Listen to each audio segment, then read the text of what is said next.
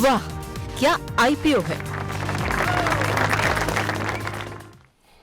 तो आज जो है काफ़ी महत्वपूर्ण दिन है। इस हफ्ते आपको पहले कार्यक्रम में पहले भी बताया हुआ है कि इस हफ्ते शानदार जो है हफ्ता है आईपीओ बाज़ार के लिए, क्योंकि इतने शानदार शानदार आईपीओ आ रहे हैं कि लोग कंफ्यूज हो जा रहे हैं कि आखिर में निवेश करें तो कहाँ करें। और कल हमने विस्तारपूर्वक बात की थी इरिडा के बारे में, और आज हम विस्तारपूर्वक बात करेंगे बाकी के जो 4 आईपीओ खुल रहे हैं। साथ ही साथ गंधार ऑयल की मैनेजमेंट भी हमारे साथ होगी, तो काफ़ी कुछ एक्शन रहने वाला है हमारे इस खास सेगमेंट में। अभी मैनेजमेंट से रूबरू कराएं उससे पहले शौर्य हमारे साथ जुड़ चुके हैं हर रोज़ की तरह तमाम डिटेल्स के साथ, और हमारे साथ गांधार ऑयल रिफाइनरी के ज्वाइंट एमडी भी हमारे साथ जुड़ चुके हैं अश्लेष पारिक जी। पारिक साहब, पहले तो बहुत बहुत शुभकामनाएं आपको और बहुत बहुत धन्यवाद अपना समय देने के लिए। उम्मीद करते हैं कि जिस तरह का रिस्पांस मिल रहा है आपका ये आईपीओ सफल रहेगा। शुक्रिया, और first of all thank you हमें इनवाइट करने के लिए, चर्चा करने के लिए आईपीओ के बारे में, स्पेसिफिकली गंधार ऑयल के आईपीओ के लिए। जी, तो गंधार ऑयल पे सबसे बातचीत करें उससे पहले जरा शौर्य से समझ लेते हैं कि क्या कुछ प्राइस बैंड है, क्या कुछ आंकड़े कह रहे हैं, और क्या कुछ जो है इस समय नज़रिया निकल करके आ रहा है। शौर्य, क्या कुछ कंपनी जो है काफ़ी शानदार, और वाइट ऑयल में हम देख रहे हैं कि एक तरीके से दबदबा इनका बना हुआ है, क्या कुछ कंसर्न है? जी चलिए, इससे पहले तो सर को बहुत बहुत कॉन्ग्रेचुलेशंस, क्योंकि आज पहले ही दिन, अभी आधा दिन ही हुए हैं और आईपीओ पूरी तरह सब्सक्राइब हो चुका है। और आपने बात करी थी कि कंफ्यूजन की, ऐसा लग रहा है इन्वेस्टर्स में एक अच्छा कंफ्यूजन है, क्योंकि हम देख रहे हैं सारे आईपीओ में एक अच्छा रिस्पांस नजर आ रहा है। अगर इस कंपनी की बात करें गांधार ऑयल रिफाइनरी के, तो ये आईपीओ 22 से 24 नवंबर तक खुलेगा।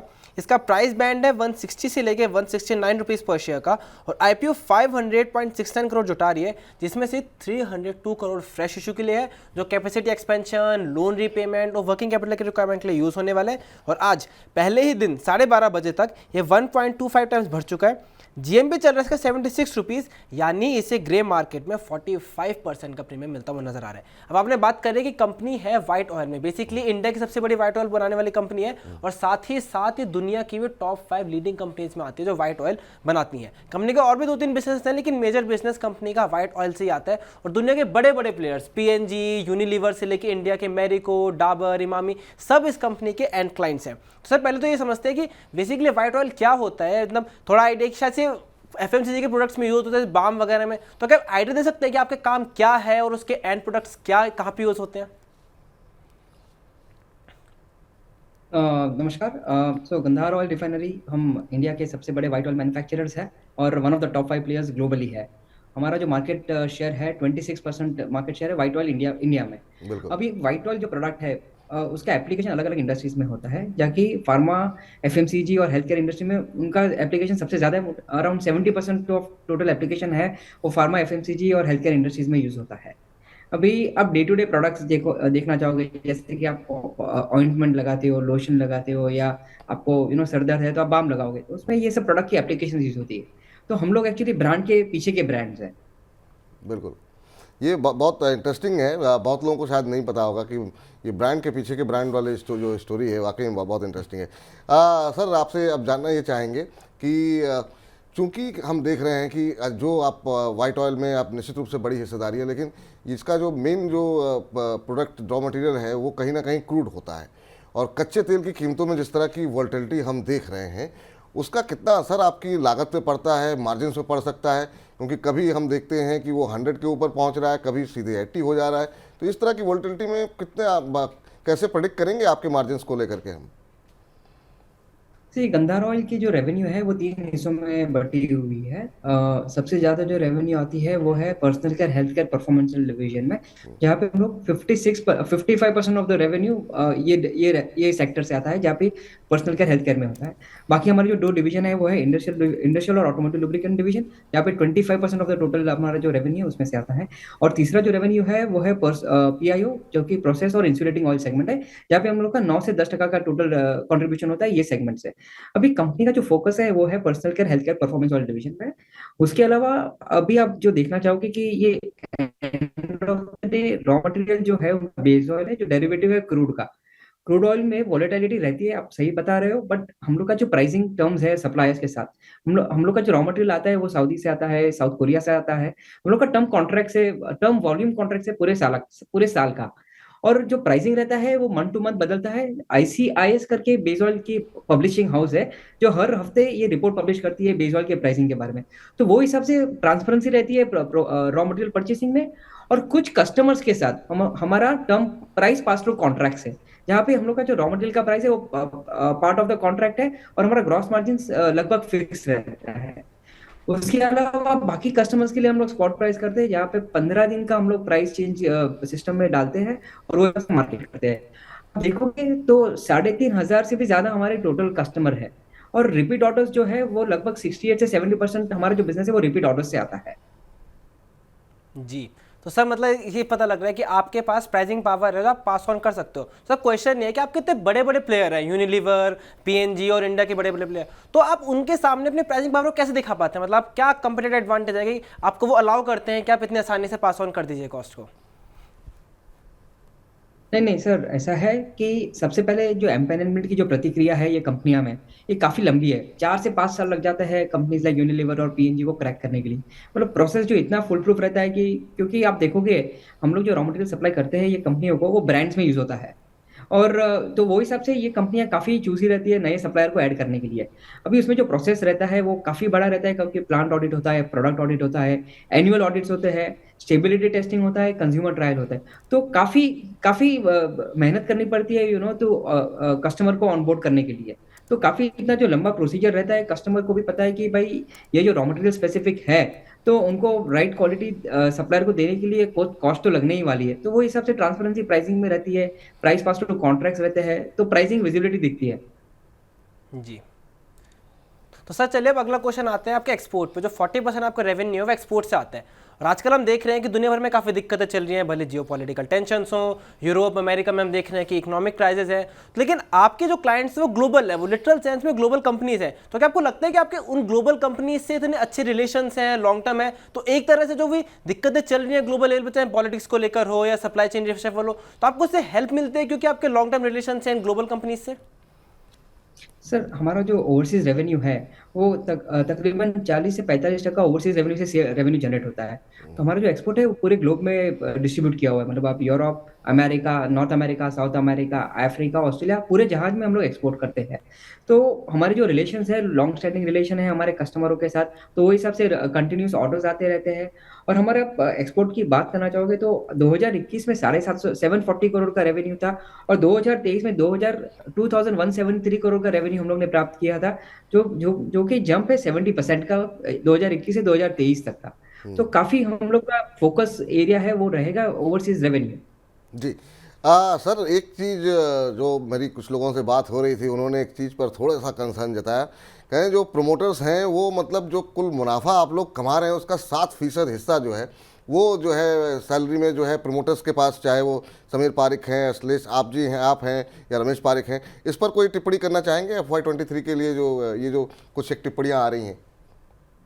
Sir salary part of the component है, बाकी पूरे साल में जो मेहनत लगती है, जो काम लगता है, वो ही रेवेन्यू रहता है। बाकी तो जो बाकी एम्प्लॉयज भी काफ़ी है, काफ़ी स्ट्रॉन्ग अमाउंट के एम्प्लॉयज। और बाकी आप देखोगे जो हम लोग का कंपनी का जो फोकस है वो है पर्सनल केयर, हेल्थ केयर में। तो जहाँ पे जो एम्प्लॉयज भी हमारे हैं जो हमसे जुड़े हुए हैं, काफ़ी सालों से जुड़े हुए हैं।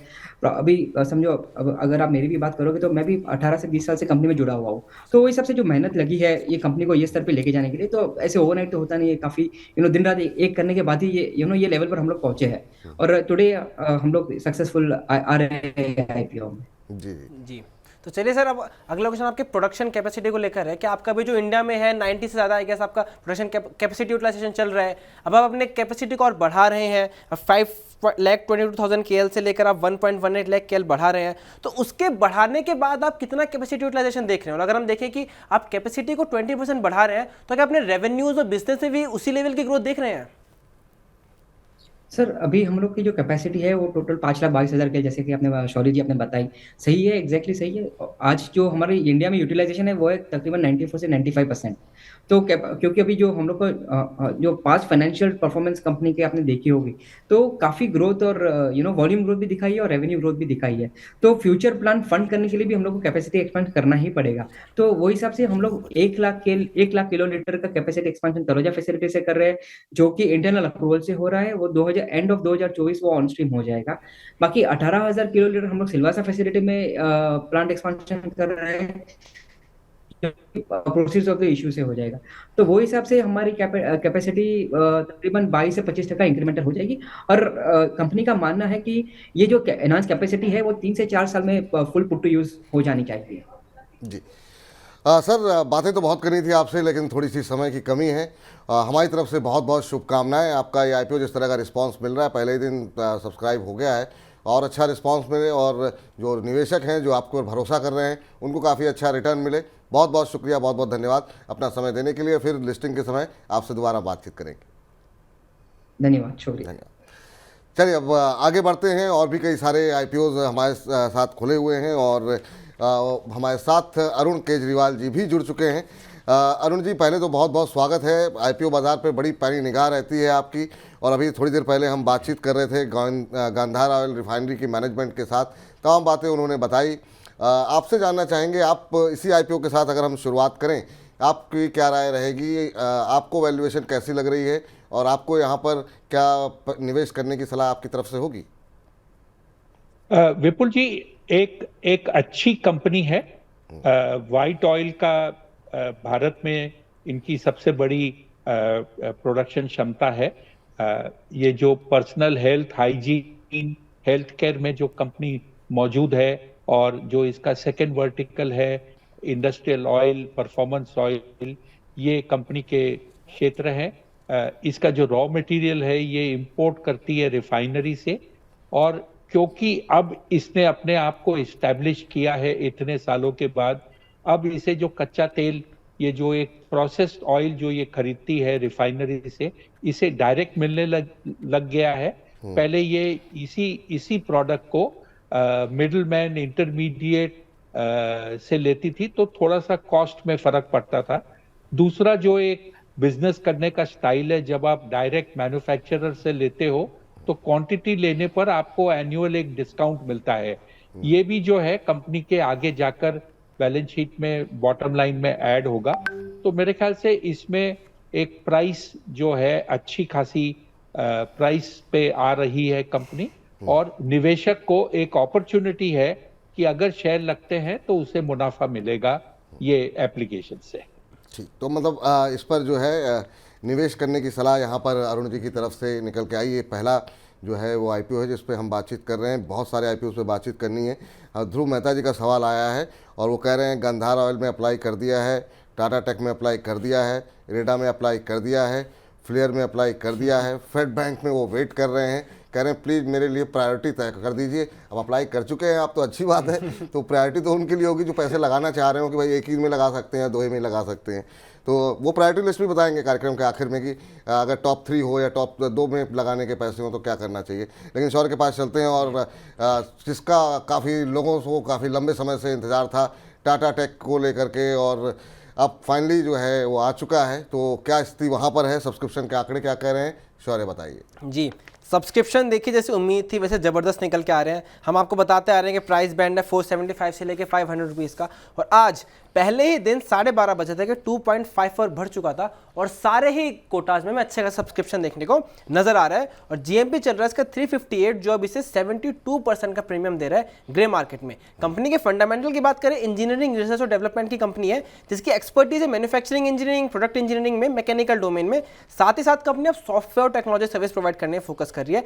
75% रेवेन्यू इसका आता है ऑटो सेगमेंट से। अगर ऑटो सेगमेंट में ग्रोथ होगी तो इसके लिए अच्छी बात रहेगी। साथ ही साथ एरोस्पेस, डिफेंस और ईवी सेगमेंट में अपने आपको देख रही है। अब चाइना +1 की स्ट्रेटेजी होगी, इंडिया मैन्युफैक्चरिंग हब बनेगा तो फायदा है। कंसर्न एक इसका ये है कि टॉप 5 कस्टमर्स इसके लिए काफी ज्यादा रेवेन्यू एक्वायर करते हैं, लेकिन उनमें से 2 कस्टमर है जैगुआर लैंड रोवर और टाटा मोटर्स। अब क्योंकि वो इसी कंपनी है तो एक तरह से वो कंसर्न के साथ उल्टा बल्कि इंश्योर करते हैं कि लगातार कंपनी को रेवेन्यू मिलता रहेगा, लेकिन कंपनी का फोकस है ग्रो करने का। एक कंसर्न ये है कि इसकी ग्रोथ अच्छी खासी रही है, रेवेन्यू बढ़ा है 36% से प्रॉफिट 62, लेकिन फिर भी कह रहे हैं वो पीयर के मुकाबले इतना अच्छा नहीं रहा है पास में, लेकिन वैल्यूएशंस पीयर के मुकाबले ज्यादा अट्रैक्टिव माने जा रहे हैं। जी, चलिए, तो ये टाटा टेक की बात है। अभी हमको 4 आईपीओ 5 आईपीओ कवर करने हैं शौर्य, तो आज जो है फटाफट थोड़ा सा नज़रिया रखना होगा। सर, जैसा कि अभी शौर्य ने बताया, शानदार सब्सक्रिप्शन के आंकड़े देखने को मिल रहे हैं, 4.25 गुना से ज़्यादा जो है वो सब्सक्रिप्शन देखने को मिल रहा है, और रिटेल हिस्सा काफ़ी तेज़ी के साथ भर रहा है, 3.5 गुना से ज़्यादा ऑलरेडी भर चुका है। आपकी राय क्या होगी सर? काफ़ी लंबा इंतजार करने के बाद ये आईपीओ आया, वैल्यूएशन से खुश हैं आप? विपुल जी, 20 साल बाद टाटा ग्रुप से, टाटा समूह से एक कंपनी आ रही है। जो मार्केट बज है, जो आवाज है, जो हाइप है, बहुत ज्यादा है। जहां तक सब्सक्राइब करने का सवाल है, इसमें कोई दो राय नहीं है कि this is a must subscribe issue. But मेरे को एक थोड़ा सा जो कहते हैं ना कि दिल धड़क रहा है कि जिस हिसाब से इसकी सब्सक्रिप्शन होगी और तीसरे दिन जो इसका टोटल आंकड़ा होगा, उसके बाद में डिसअपॉइंटमेंट बहुत लोगों को होगा, क्योंकि इशू साइज 3,000 करोड़ की ही है। ये बहुत महत्वपूर्ण बात है कि आखिर में मिलता किसको है। तो ये भी काफ़ी जो भाग्यशाली लोग होंगे उनको ही, लेकिन ये अच्छी बात है कि 4 आईपीओ हैं, तो बाकी कहाँ पर जो है अपॉर्चुनिटी तलाश सकते हैं। मोहित यादव जी भी पूछ रहे हैं किन आईपीओ में अप्लाई करें, किन्हें होल्ड करें अभी लंबी अवधि के लिए। तो बस कार्यक्रम चल रहा है सर, इसी में सब उत्तर आपको मिलेंगे। अब जरा इरिडा पे बात कर लेते हैं। कल से आईपीओ खुला हुआ है, और यहाँ पर भी हमने कल जब हमने बातचीत की थी हमारे एक्सपर्ट से और तमाम जो ब्रोकर्स की राय हमने दिखाई थी, उन सब पे जो है सब्सक्राइब की सलाह आ रही थी। टाटा टेक्नोलॉजी मस्ट अप्लाई है केजरीवाल जी की तरफ से। इरिडा क्या कुछ कह रहे हैं आंकड़े? जी, इरिडा में सब्सक्रिप्शन अब बढ़ चुका है, वो 3 गुना के आसपास हो गया। और एक इंपॉर्टेंट पॉइंट, जीएमपी कल 6 रुपए का चल रहा था और वो 9 रुपए का हो गया है 30 से 32 रुपीज के प्राइस पर, जो इसे अराउंड 28% का प्रीमियम दे रहा है। सर, इरिडा पे सर 30-32 के आईपीओ पर 9 रुपए का प्रीमियम जो है काफ़ी अच्छा प्रीमियम कहा जाएगा। यहाँ पे क्या सलाह रहेगी सर? टाटा टेक्नोलॉजी के साथ इरिडा भी क्या अप्लाई किया जा सकता है? विपुल जी, सरकार की कंपनी है, दो चीज गौर कीजिए। मेरे ख्याल से इस कंपनी ने DRHP filing to issue launching शायद 3 महीने से कम समय में किया है। ये एक अपने आप में एक रिकॉर्ड है, और सरकारी कंपनी इतनी जल्दी करके आई है, मेरे ख्याल से ये एक तारीफ करने जैसी चीज बनती है। दूसरा, अगर आप देखें तो ये इंफ्रास्ट्रक्चर जो ग्रीन एनर्जी बोले या रिन्यूएबल एनर्जी बोले, उसको ये फाइनेंस करती है, डेवलपमेंट एजेंसी है। इसका जो प्रदर्शन है, एनपीए इसके ऊंचे थे 2020-21 में जब कोविड शुरू हुआ था, और वहां से 1/4 से कम इसके जीएनपी और एनपीए जो बोलते हैं वो हुए हैं। काफी इसने इंप्रूवमेंट किया है प्रदर्शन में, और इसकी जो एयूएम है, एसेट अंडर मैनेजमेंट, वो 47,500 करोड़ के आसपास है, जो इसे पीएफसी और आरईसी से एक अच्छी पोजीशन में लाती है। प्राइस जो जिस भाव पे कंपनी शेयर दे रही है 30 से 32, इसमें पैसा है, और इसीलिए इसका जो ग्रे मार्केट है 25 से 30% के बीच में चल रहा है। ये शेयर में निवेश करने वाले को सिर्फ लिस्टिंग गेन नहीं, but medium to long term के लिए भी इसे होल्ड करना चाहिए। ठीक है, सिर्फ लिस्टिंग गेन के लिए नहीं, यहाँ पर लंबी अवधि के लिए भी अगर आप पैसे लगाना चाह रहे हैं तो इरिडा अच्छा आईपीओ है, और यहाँ पर सब्सक्रिप्शन भी काफ़ी अच्छे देखने को मिल रहे हैं। ग्रे मार्केट प्रीमियम जैसा शौर्य ने बताया कि अब पहले 6 था, अब 9 हो गया है, तो यहाँ पर भी आप अप्लाई करके चल सकते हैं। अगली कंपनी बताइए शौर्य। जी, अगली 2 कंपनियों ने एक साथ ले लेते हैं। जी। पहली है फेड बैंक फाइनेंशियल सर्विसेज, उसका आईपीओ 22 से 24 नवंबर तक खुलेगा। प्राइस बैंड है 133 से लेके 140 रुपीज पर शेयर का। आईपीओ 1000 करोड़ का है, जिसमें 600 करोड़ फ्रेश इशू है, बाकी 500 करोड़ के आसपास जो है वो ऑफर फॉर सेल है। और आज 12:30 बजे तक ये 47% बढ़ चुका था। जीएमपी चल रहा है इसका 5 रुपीज पर शेयर का। और आखिरी कंपनी है फ्लेयर राइटिंग, ये आईपीओ भी 22 से 24 नवंबर को खुलेगा, और इसका प्राइस बैंड है 288 से लेकर 304 रुपीज पर शेयर का। आईपीओ से लगभग 600 करोड़ रुपए जुटाने को देख रहे हैं, जिसमें से 392 करोड़ फ्रेश इशू है, बाकी 300 करोड़ का है, 292 करोड़ का फ्रेश इशू है, और ऑफर फॉर सेल है 301 करोड़ का। और आज 22 नवंबर 12:30 बजे तक ये भी 55% बढ़ चुका है। जीएमपी चल रहा है इसका 60 रुपीज 304 के प्राइस पर। ठीक, ये इन दोनों पे भी अरुण जी की टिप्पणी लेते हैं, लेकिन उससे पहले एक सवाल जो लगातार पूछा जा रहा है, और कल भी हमने इसका उत्तर देने की कोशिश की थी कि आखिर में शेयर होल्डर की कैटेगरी में अप्लाई कर सकते हैं या रिटेल की कैटेगरी में अप्लाई कर सकते हैं। तो दोनों ही कैटेगरी में आप लोग अप्लाई कर सकते हैं, लेकिन महत्वपूर्ण सवाल एक ध्रुव मेहता साहब का आया है। अरुण जी कह रहे हैं क्या ऐसा संभव है कि मैं 13 लॉट जो है, जैसे जो कि मैक्सिमम लिमिट है रिटेल के लिए, 13 लॉट जो है वो मैं शेयर होल्डर के कोटे से अप्लाई करूं और 1 लॉट जो है मैं वो रिटेल कोटे से अप्लाई करूं, या फिर ऐसा करना चाहिए मुझे टाटा टेक में कि 12 जो है मैं शेयर होल्डर के कोटे से अप्लाई करूं और 1 रिटेल के कोटे से। तो इस तरह के भी बहुत सारे प्रश्न आ रहे हैं, क्योंकि टाटा मोटर्स के बहुत सारे जो शेयर होल्डर्स हैं उनको एक अपॉर्चुनिटी यहाँ पर मिलती हुई दिखाई दे रही है। विपुल जी, सिंपल सी बात है, रिटेल जो शेयर होल्डर कोटा है उसके अंदर में एक अपर लिमिट है कि आप 2 लाख के ऊपर की एप्लीकेशन नहीं कर सकते। तो आपको वो 1,95,000 जो है 13 लॉट, उतना ही आपको अप्लाई करना है, उससे ज्यादा आप नहीं कर सकते। ये कैटेगरी ओवर सब्सक्राइब होगी अवश्य, तो इसके अंदर में by way of lots lottery की जाएगी। और मुझे ये लगता है कि अगर शेयर होल्डर इसमें 13 लॉट अप्लाई करता है तो लगभग 90% से ऊपर लोगों को 1 लॉट इसमें मिलेगा। ये है शेयर होल्डर कैटेगरी। अगर आप शेयर होल्डर कैटेगरी में करते हो, आप किसी भी अलग जो कैटेगरी है, चाहे वो रिटेल हो, HNI स्मॉल हो या HNI बिग हो, उसमें भी आप एक अर्जी लगा सकते हो। लेकिन अगर आपने 2 लाख के ऊपर की अर्जी शेयर होल्डर में कर दी, फिर आप किसी अलग कैटेगरी में अप्लाई नहीं कर सकते।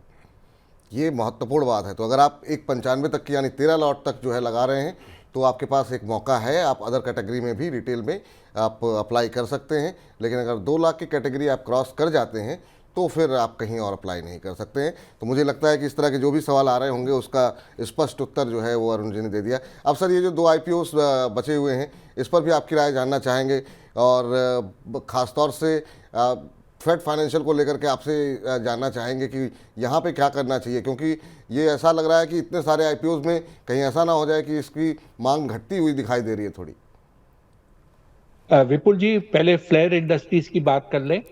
हाल ही में एक कंपनी आई थी, सेलो वर्ल्ड। सेलो वर्ल्ड का जो मेन बिजनेस है वो है कंज्यूमर वेयर, जो प्लास्टिक का सामान वो घरों में जो लगता है वो बेचता है, और वो पेन भी बनाता है।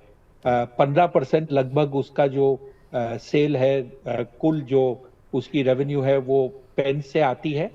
जो फ्लेयर इंडस्ट्रीज है इसके लगभग 85% रेवेन्यू आती है पेन से, और 15% रेवेन्यू आती है ये जो बॉटल बनाती है और कुछ प्लास्टिक के कंपोनेंट बनाती है। मार्केट का लीडर है ये पेन इंडस्ट्री में, राइटिंग इंस्ट्रूमेंट्स में, और टॉप 3 प्लेयर है जहां तक ये सेगमेंट की गिनती आती है। लार्जेस्ट डिस्ट्रीब्यूशन चैनल है इसके पास, और कंपनी का प्रदर्शन अच्छा है। जहां तक इसकी फाइनेंशियल परफॉर्मेंस की बात है, इसका जो नेट मार्जिन है ये लगभग 10% से थोड़ा कम है, जो एक इंडस्ट्री लीडिंग एवरेज है। अच्छी मार्जिन है, अच्छी कमाई है। अगर इसको आप कंपेयर करो सेलो वर्ल्ड से, तो सेलो वर्ल्ड 648 रुपए में इश्यू आया था और अभी कुछ 780-790 में चलता है। मेरे ख्याल से उस टाइप का प्रदर्शन आपको फ्लेयर इंडस्ट्री से भी देखने को मिलेगा, एक अच्छा खासा प्रदर्शन। अच्छी कंपनी लगती है, गुड प्रोस्पेक्ट्स हैं इसके आगे जाकर। अब आइए, जो आपने एक कंपनी और पूछी थी, फेडफिना थोड़ा सा मुझे एक कंफ्यूजन करता है। इसने DRHP फाइल की थी, तब उस समय बात की थी कि हमको 7 करोड़ बेचने हैं शेयर। उसके बाद जब RHP फाइल करी तो बोले हमको 3.5 करोड़ शेयर बेचने हैं। और इसने आज एक स्पष्टीकरण दिया है कि इसने 2.3 करोड़ शेयर एक सेकेंडरी मार्केट सेल में और कर दी। तो क्या कंपनी को उम्मीद थी कि वो एक सेकेंडरी सेल में 3.5 करोड़ बेच देगी, फिर शायद डिमांड कुछ कम आया, कुछ ज्यादा आया तो 2.3 करोड़ बेचा? क्या ये मुझे थोड़ी सी, जो कहते हैं, ये इस टाइप के आंकड़े जब आते हैं तो कंफ्यूजन होता है। दूसरा, ये जो शेयर है थोड़ा सा महंगा है कंपेयर टू पियर्स। और तीसरा, जो RBI ने पिछले सप्ताह एक सर्कुलर निकाला था जिसमें कि उसने रिस्क वेटेज 100% से बढ़ाकर 125% कर दिया। हालांकि ये डायरेक्टली इस कंपनी को अफेक्ट नहीं करता, लेकिन अगर कॉस्ट ऑफ फंड बढ़ता है तो वो आप कोई भी एक्टिविटी में उस पैसे को डिप्लॉय करो, फंड की कॉस्ट बढ़ जाती है। तो जो आपने एक शो के शुरुआत में एक सवाल पूछा था कि 5 इश्यू है, अगर किसी को छोड़ना है तो क्या करना चाहिए, तो मजबूरन मुझे ये कहना पड़ता है बाकी 4 में कर दीजिए, एक को छोड़ दीजिए। फेड बैंक छोड़ दीजिए, बाकी 4 में कर सकते हैं। लेकिन सर, हमारे जो दर्शक हैं, बहुत सारे दर्शक ऐसे होंगे, महीने का आखिरी चल रहा है लोगों का, तो लोग सारे आईपीओ में भी पैसे, क्योंकि मैं बहुत सारे ऐसे लोगों को जानता हूँ, लोग कह रहे हैं कि 1 में ही लगाना है तो बता दीजिए, या 2 में ही लगाने के पैसे हैं तो बता दीजिए। तो अगर एक ऑर्डर हमको तय करना हो 5 कंपनियों का, तो वो ऑर्डर कौन सा होगा आपके लिए? टॉप आईपीओ कौन सा है? और अगर 1 से 5 तक की गिनती में अगर हमको तय करना हो तो? विपुल जी, ये आपने बहुत बहुत आसान सा सवाल पूछा है, इसका मैं स्पष्ट जवाब देता हूं। 1 नंबर पे आएगा टाटा टेक्नोलॉजी, दूसरे नंबर पे आएगा इरिडा, तीसरे नंबर पे जिसे कहते हैं टाई है, फ्लेयर इंडस्ट्रीज और गंधार, और 5वें नंबर पे जो है फेडफिना। अब निवेशक को जैसा चूज करना है वो चूज करके अप्लाई कर सकता है। ये ध्यान में रखिए कि ये सभी इश्यू अगले बुधवार तक लिस्ट हो जाएंगे, तो आपका जो पैसा है, शुक्रवार को इशू खत्म हुई, बुधवार को सब लिस्ट हो जाएंगे। तो वो जो कहते हैं एक ही सप्ताह के अंदर में पूरी एक्टिविटी खत्म।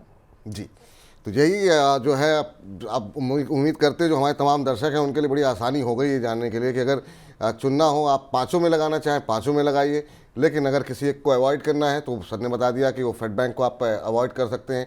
किसी एक में लगाना है तो टाटा टेक, 2 में लगाना है तो टाटा टेक और इरिडा, 3 में लगाना है तो आपके पास 4 ऑप्शन है, उसमें आप 3 चुन लीजिए कि उसमें आप गांधार चुन रहे हैं या फ्लेयर चुन रहे हैं। तो ये फिलहाल राय निकल करके आती हुई। तो आज के इस खास सेगमेंट में सर आप हमारे साथ जुड़े, हमारे दर्शकों का मार्गदर्शन किया, बहुत बहुत शुक्रिया। शौर्य, आपका भी बहुत बहुत शुक्रिया। तो वाह क्या आईपीओ है में फिलहाल इतना ही। वाह क्या आईपीओ है।